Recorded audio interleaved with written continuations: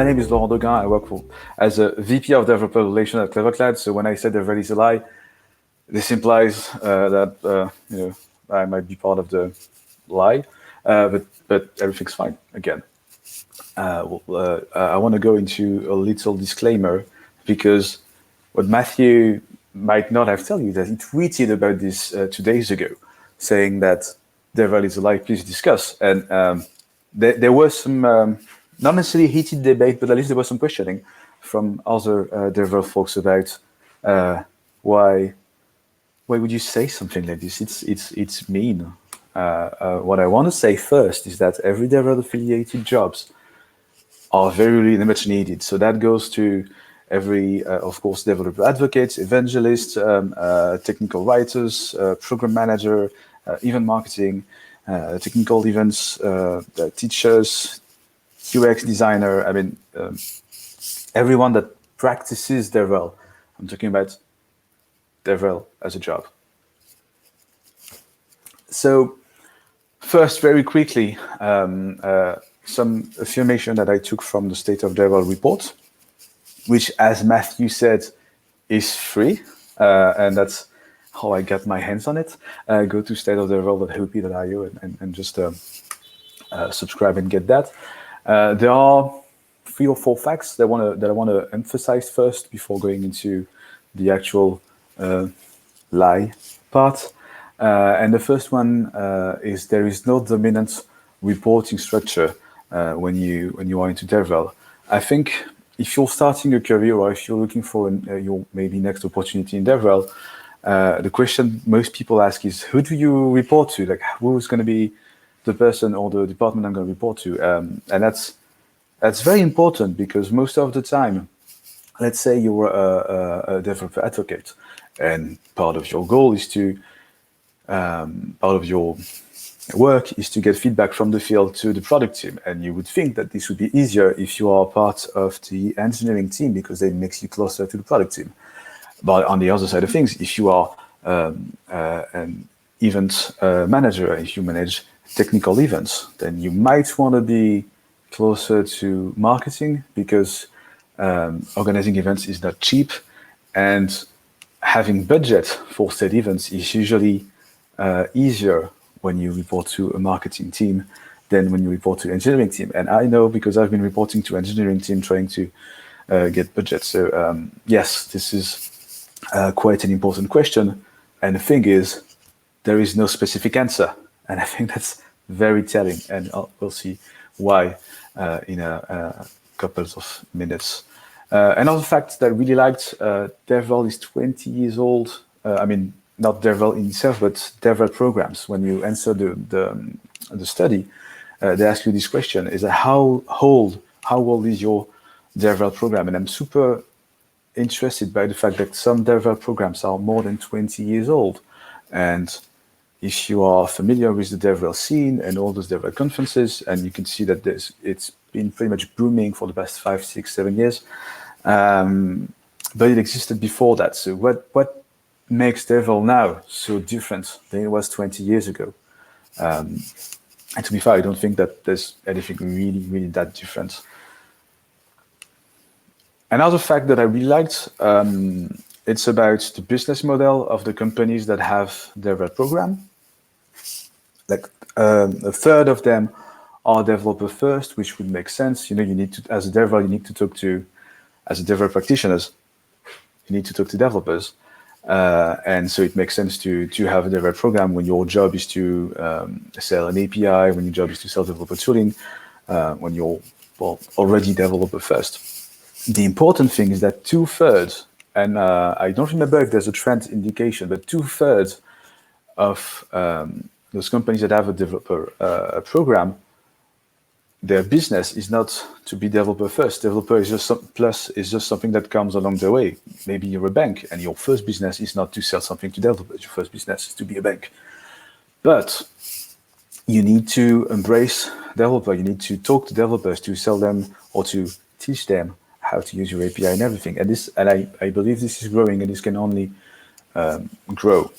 And now the last important fact that came from the report, from that study, is that successful cross-team collaboration is crucial. I cannot emphasize this enough. As DevRel practitioners, we are all aware of the transverse nature of what we do. When you start a job in DevRel, well, first, you could be reporting to marketing or engineering or maybe the CEO or whatever. That was the first fact that came out of it. No one knows, but you know you have to communicate. And second, when you talk to developers, there's going to be something about the product, there's going to be something about marketing, there's going to be something about lead gen, there's going to be about marketing. Everything is intricated, everything has to be transverse, and this is why collaboration is so important. And the word communication, collaboration, to me, the important part is all about communication. I think this is what we must do. So those were facts, just to make sure that we all talk about the same thing. Now I'd like to go through what I call the DevRel fiction, as in something that may or may not be real. The first fiction I'd like to talk about is when you want to hire a DevRel, you will build up a story and you will address that story to someone. Let's say a young digital nomad that wants to do that job because he'll be able to travel everywhere, which I know is not true right now, but was true 6 or 7 months ago, and hopefully it will still be true in the future. I hope. We all hope. And it's not the proper way to sell the DevRel job to someone by saying, "Hey, you're going to travel a lot," and that's not all that we do, and that's not.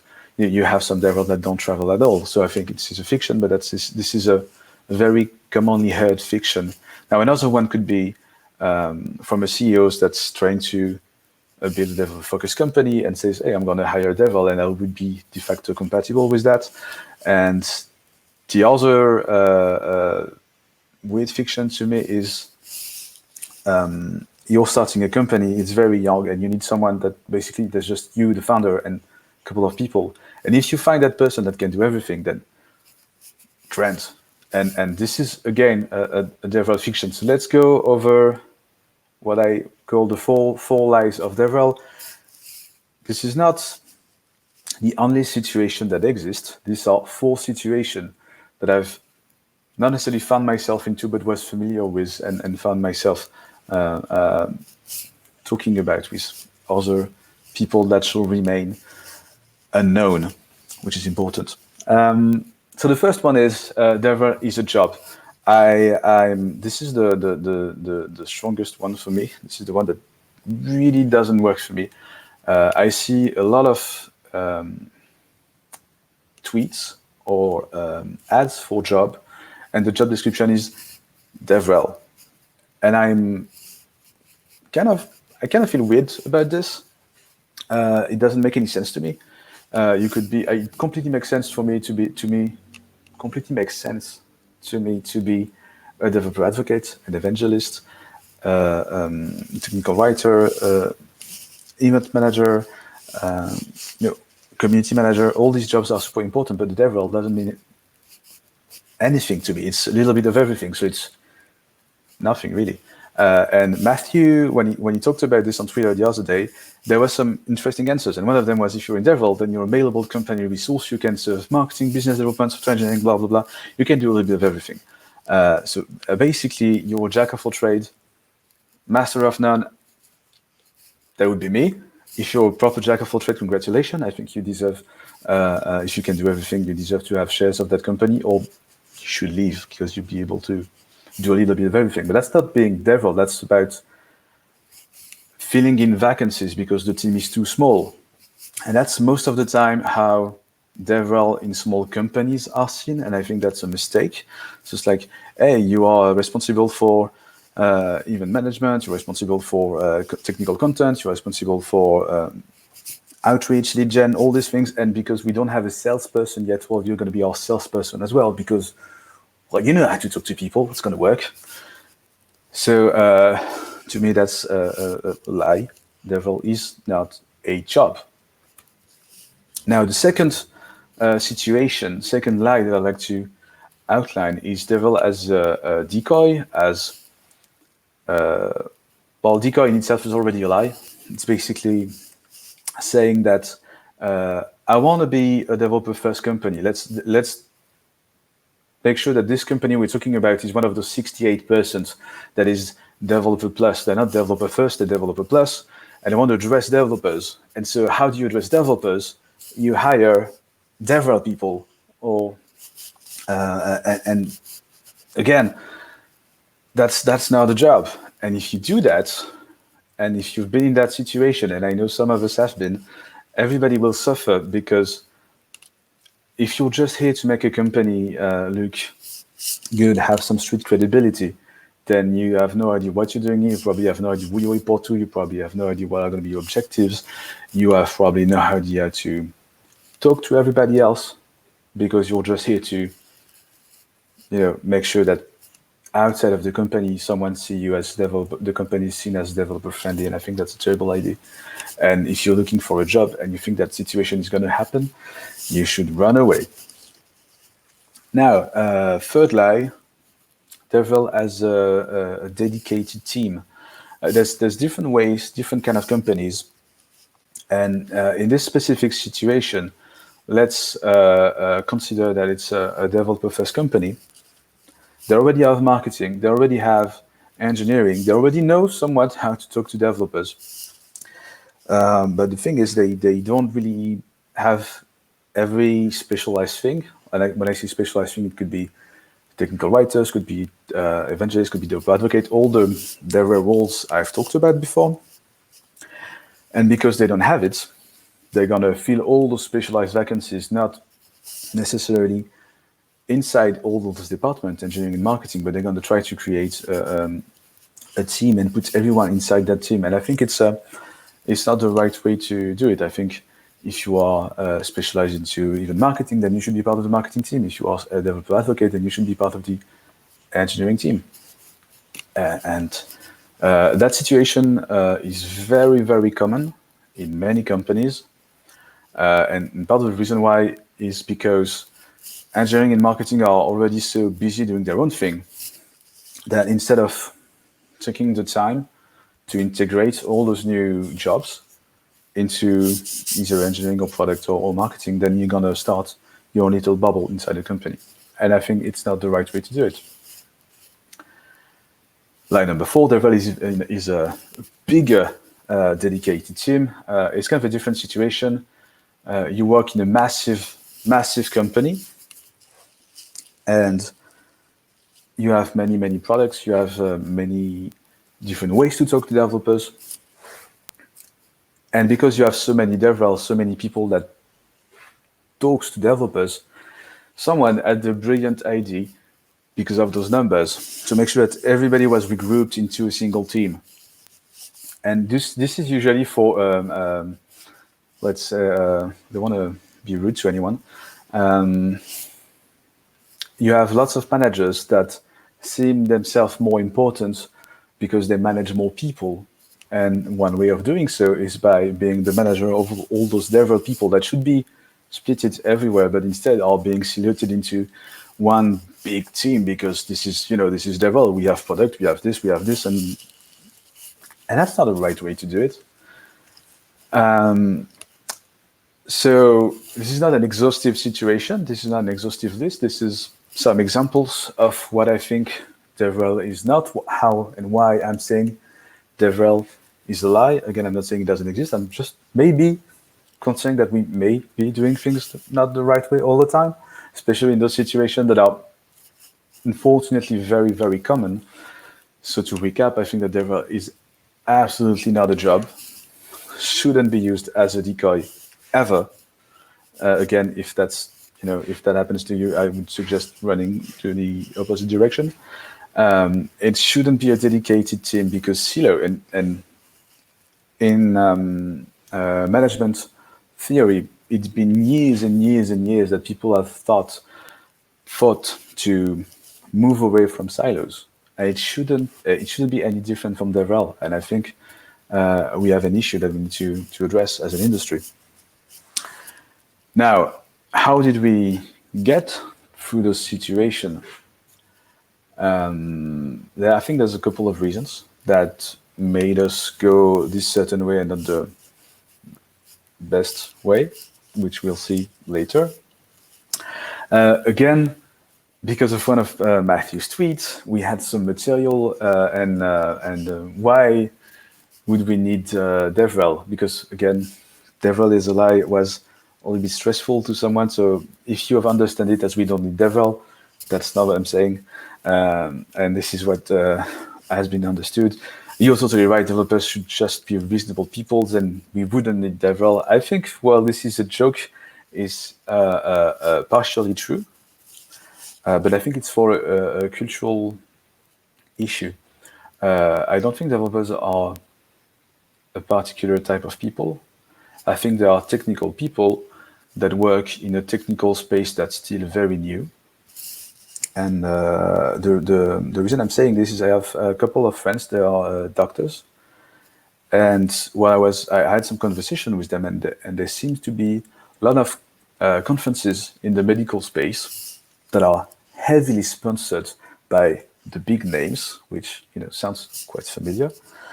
And the people that work in those companies that organize those events, or that sponsor those events, or that propose talks to those events, I don't think MedRel is a thing. I don't think there's some medical relation people. I think this doesn't exist because they've been technical in medical terms longer than we have been technical in DevRel terms, and I think they've embraced that, and I think that they like the culture that they have already knows how to talk to medical technical people, and I think it's the same for us. I think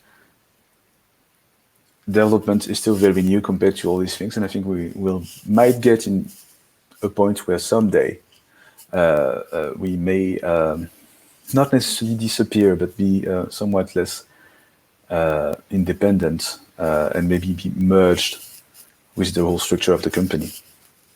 I do think we have also an ego issue.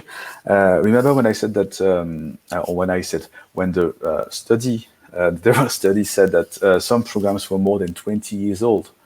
I like the fact that as an industry, we are all trying to build up something as DevRel, but I think sometimes maybe going too far. Again, it's been a 20 years old thing. Why should we be our own little special snowflakes? I think it's not putting us in the right mind to get out of the silos and to talk more to other people. I think we are trying maybe too hard to be our own DevRel thing. And so, yeah, maybe that's part of the issue, part of the silo issue. Another thing to me that's important, some DevRel program started by technical people, and as technical people, we are taught to think about the solution first, and not necessarily about the problem. And I think that's an issue, because if you think about the problem, you will realize what it is. If you think about a solution to a specific problem, then you will say, we need to do this thing, we need to use this tool, we need to do a task force and treat that thing. And I think this is an issue because if your problem first, you realize that the main problem we have is about communication, and communication is really, really, really hard. And I think this is why it's easier to get things in silos when you don't have to communicate to everyone around you. And I think this is the bulk of how DevRel should be practiced. And this is why DevRel being a single job, or DevRel being a dedicated siloed team, or a Decoy, is a terrible idea, because it doesn't put you in a position to communicate with everyone, to be transverse, and to make sure that you can bring the culture of the company to a point where it becomes normal. So I guess what I'm trying to say when I'm saying that DevRel is a lie is that DevRel should be a practice and a culture, very much like DevOps, and not, again, a single job or a siloed team. I think we need to get out of that state of mind, out of that way of thinking, and try to be more, not even transverse, but really being more into collaboration. And that goes through several points. And the first one was another response to one of Matthew's tweets, is saying, "Oh my God, we are like the modern agile coaches, but like for fancy digital native companies." And while I hate to say that, I think this is absolutely true. I think DevRel was born out of a necessity because of digital transformation, just like DevOps. Again, this is still a very new thing, development, compared to many other science. And we are in that growth where we need to change our culture. We need to embrace different way of doing things. Most other industries have had the time to do it. I think we're right in the middle of doing this, of bringing the whole company, especially the developer plus, not the developer first companies, but the developer plus companies, like all the banks, all the people that have to become developer friendly. We're right in the middle of that. And this is why DevRel is booming so much right now. And I think this is born out of that. And I really hate that word, digital transformation, because French people say digital transformation. And in French, digital is fingers, basically. So it always rings extremely weird to any French person. Anyway, this is how we try to practice DevRel at Clever Cloud. And as just some example, I'm the VP of developer relation, whatever that means.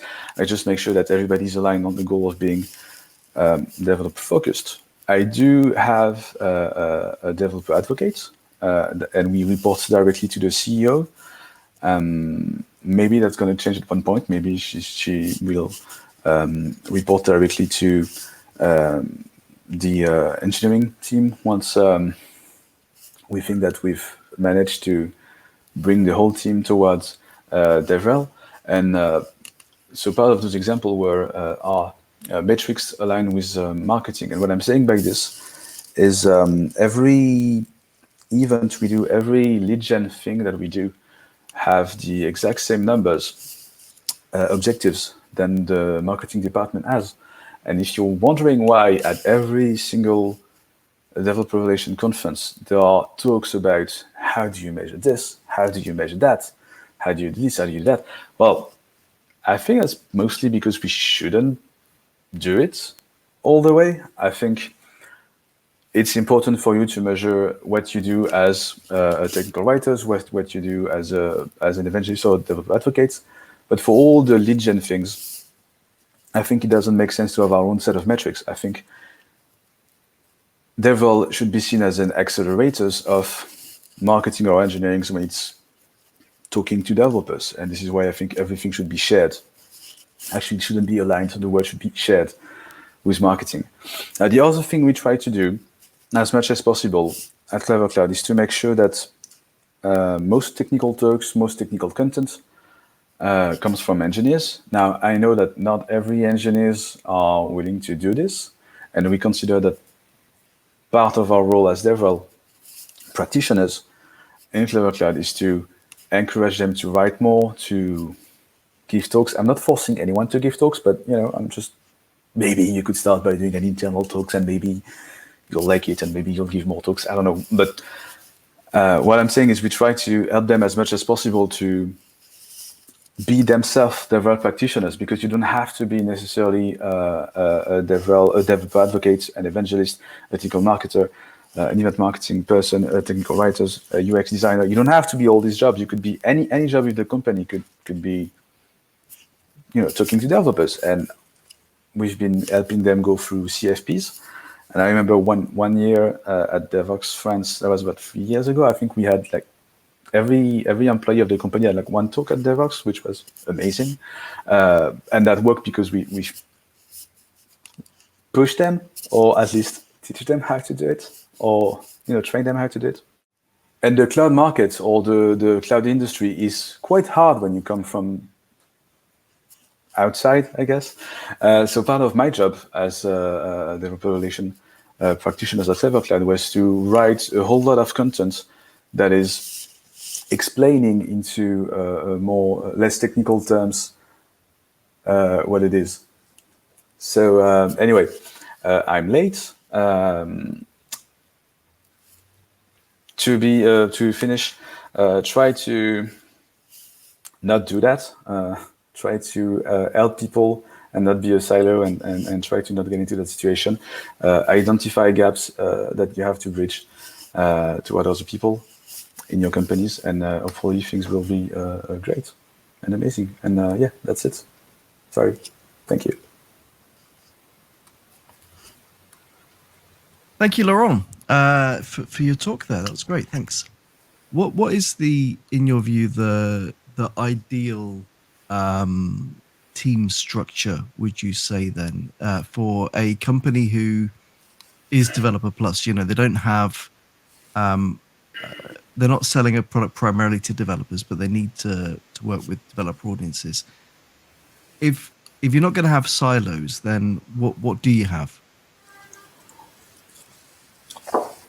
That's a very good question. I'm not sure I have the answer. I can tell you what is my favorite, one of my favorite organizations. I've talked to people at Microsoft, and at Microsoft, developer advocates are reporting to engineering, event marketing is reporting to marketing, and it feels like it's completely merged into where it should be. There's not one developer relation team. Developer relation people are practicing in every department and trying to push everyone towards being more developer friendly. And I think that's the best way to do it. I'm not sure if you could do that because Microsoft is a developer first company. So I'm not sure if you could do that in a developer plus company.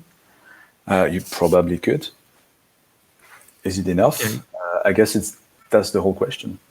So one of the things I come across every now and then are companies where they have a developer relations team, and even in developer first companies, and then they have a marketing team, they have a product team, they have a technical writing team, and they're not working in unison. Sometimes the developer relations team are the last to find out about breaking API changes, and then they get developers complaining to them. And I think that's one of the great, it's all right to have all these fancy ideas about how these things work, but I think one of the biggest practical challenges for DevRel practitioners seems to be getting the company to function as a single unit. It's a communication issue. Yeah. It is a management and a communication issue. That's the hardest part of the problem. This is why it's so easy to put everyone in the same place. Now, I guess you can make a difference between companies that have several products and companies that have one product. If you have only one product, and then you have your independent teams, then your communication job is going to be really hard. But then if you have, like Microsoft, several products, every product team has its own technical writers, its own developer advocate, its own specialized people in that team. So I guess the bigger you are, the easier it becomes, because you have, if you do it right, and if you don't have manager ego issues that requires you to get everything into your own team, then that's probably the best way of doing it. And then if you're a small company that has everything that has to communicate with everyone, well, it's just a default management issue. Communication is really hard. Yep, it is. Okay, well, look, we're nearly at time. It looks like we didn't have any questions from the Slack. So, Laurent, I'll just say thank you very much for joining us today. Where can people find you on the internet? You can find me on Doguin on Twitter. So that's LDOGUIN. That's the easiest way to get me. And then you can send me an email to laurent.doguin@gmail.com, which is probably not displayed on the screen, but was a couple of minutes ago. Yeah. Okay. Well, thanks very much, Laurent. Thank you so much. Have a good afternoon in what looks like your converted barn there. It's just the last floor. Yeah. That's what it is. Okay. Cool. Yeah. All right. Well, thanks very much.